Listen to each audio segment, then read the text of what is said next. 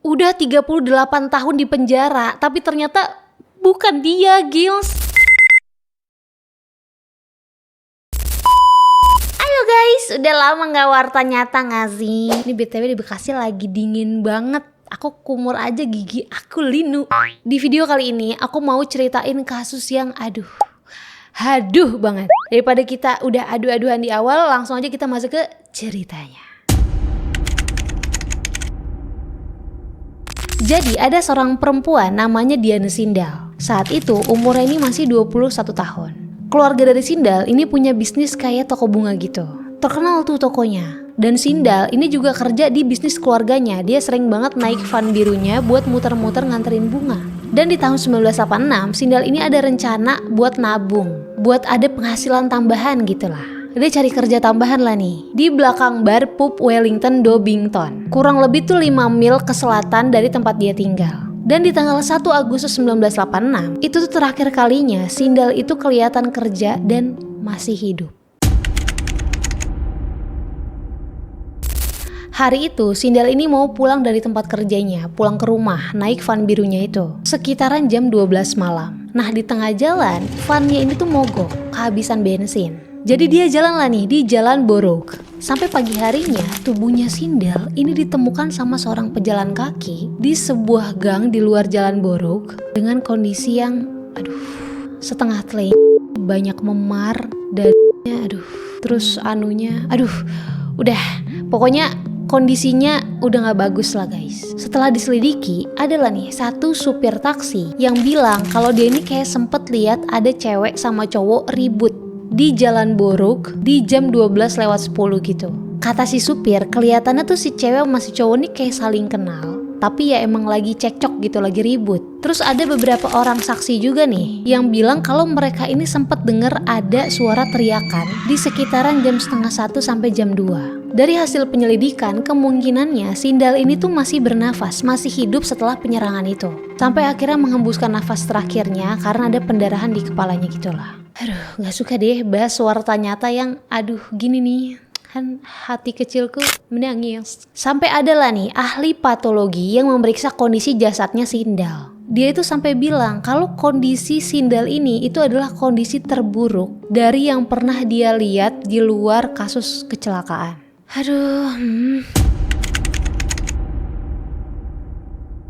Polisi ini terus cari nih siapa pelakunya. Sampai pihak kepolisian ini minta keterangan kurang lebih tuh ada 3.000 orang sebagai bagian dari penyelidikan. Berita tentang Sindal ini tuh viral banget saat itu. Dan ya jelas ngebuat orang-orang tuh jadi pada takut gitu. Terutama perempuan. Cewek-cewek ini jadi pada takut kalau di jalanan sendirian. Pokoknya jadi kayak ada ancaman gitulah. Bikin warga tuh jadi ngerasa gak aman, gak tenang. Sampai kejadian ini juga awal mula dari adanya pawai Reclaim the Night di daerah sana yang melintasi sungai Mersey. Buat yang gak tahu Reclaim the Night, itu tuh kayak gerakan protes internasional perempuan yang menuntut rasa aman di tempat umum.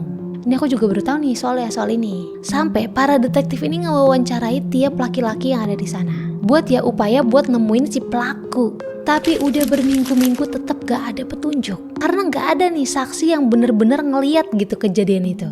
Dan waktu 1 hari setelah kejadiannya Sindal itu, ditemuin nih ada beberapa baju yang kayak dibakar di deket Bukit Bidstone. Dan pas itu ada nih pasangan yang lewat di bukit itu dan ngeliat ada laki-laki yang keluar dari semak-semak. Dan laki-laki itu namanya Peter Sullivan. Peter Sullivan itu adalah seorang buruh yang lagi nganggur di Birkenhead. Ditangkaplah nih si Peter di tanggal 23 September karena dicurigai kalau dia ini adalah pelaku dari kasusnya Sindal. Dan pas ditangkap si Peter ini tuh ngasih pernyataan yang bertentangan tentang keberadaan dia di tanggal 1 dan 2 Agustus, dimana kejadian dari kasus Sindal itu ya.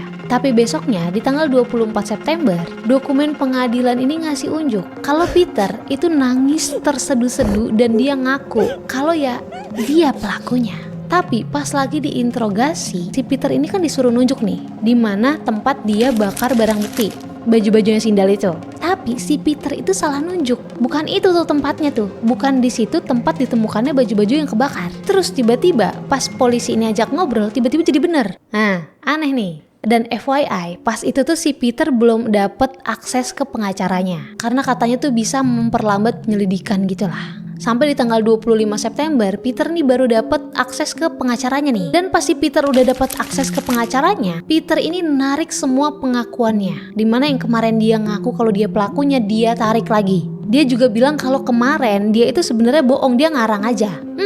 Bingung nggak nih? Persidangan di tahun 1987, ada klaim dari para ahli gigi kalau ada bekas gigitan di badan korban dan katanya itu cocok sama struktur giginya si Peter.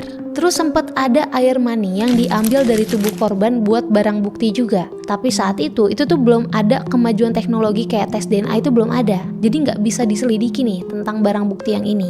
Dan di situ dugaannya si Peter ini nyerang Sindal itu karena dia mabuk. Tapi di situ Peter tetap kekeh kalau dia nggak bersalah, bukan dia yang ngelakuin itu, bukan dia pelakunya. Tapi tetap aja, sampai akhirnya si Peter ini dijatuhi hukuman seumur hidup dengan minimal 16 tahun penjara. Dan selama masa penahanannya, Peter ini tetap kekeh kalau bukan dia Giles pelakunya. Dan dia yang gak ngerasa bersalah, orang dia gak ngelakuin, dia tetap kekeh kayak gitu. Sampai akhirnya rame di berita kalau pelaku dari kasus Sindal ini udah ketangkep dan dipenjara seumur hidup. Si Peter di situ dapat banyak julukan. Julukannya tuh ada Beast of Birkenhead, The Wolfman, The Mersey Reaper.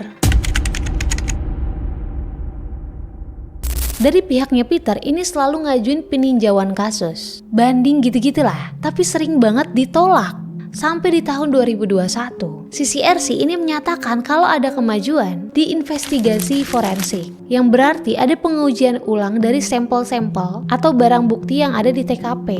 Dan hasil pengujian forensik baru dari sampel air mani yang diambil dulu itu nggak cocok sama DNA-nya Peter. Dan nggak tahu ini tuh DNA-nya siapa tuh nggak tahu, pokoknya nggak ketahuan nih siapa nih pelakunya. Yang pasti bukan si Peter. Di bulan Mei 2025, hukuman Peter ini dibatalkan di pengadilan banding oleh Lord Justice Holroyd, Tuan Hakim Goss, dan Tuan Hakim Brian. Peter memenuhi syarat buat segera dibebaskan dari penjara di usianya yang udah ke-68 tahun. Nangis. Udah 30 tahunan di penjara, ternyata bukan dia pelakunya. Peter nggak salah, tapi di penjara 30 tahunan. Sekali lagi 30 tahunan. Jadi ternyata selama ini Peter ini korban salah tangkap. Dan selama Peter ditangkap, katanya Peter ini tuh dipukulin, dipaksa buat ngaku jadi pelaku. Dan si Peter ini kan pasti tuh suruh nunjuk lokasi di mana dia ngumpetin dan ngebakar barang bukti baju-bajunya si Sindal kan. Terus salah itu kan. Nah di situ polisi tuh ngasih unjuk di mana yang bener. Jadi biar si Peter salah yang ini deng. Gitu. Giles banget. Dari kasus ini Peter jadi korban pertama yang diketahui dari keguguran keadilan dalam sejarah Inggris. Peter minta nih buat pihak polisi itu minta maaf ke dia. Tapi tetap aja tuh, walaupun dari pihak polisi ini bilang nyesel lah ya atas apa yang terjadi, tapi mereka menyatakan kalau apa yang petugas lakukan ke Peter saat itu mereka udah bertindak sesuai hukum. Peter juga bilang, saya tidak memaafkan mereka atas apa yang mereka lakukan pada saya. Karena hal itu akan terus ada sepanjang sisa hidup saya. Kata Peter gitu, sambil nambahin kalau Peter ini udah kehilangan segalanya sejak masuk penjara. Iyalah jelas. Dia juga sebenarnya udah putus asa banget saat itu. Tapi Peter ini dikuatin sama orang tuanya. Yang emang orang tuanya ini udah gak ada bertahun-tahun sebelum Peter ini akhirnya keluar dari penjara itu ya. Peter juga cerita, ibu saya memandang saya sebelum ia meninggal dan berkata, saya ingin kamu terus memperjuangkan kasus ini karena kamu tidak melakukan kesalahan apapun. Dan dari banyaknya kejadian yang nyakitin si Peter, kata Peter nih ada yang paling nyakitin, dimana dia gak dikasih izin buat datang ke pemakaman ibunya di tahun 2013 karena ibunya ini dimakamin di pemakaman dimana si Sindal juga dimakamin. Waduh, nyeri banget ya Peter.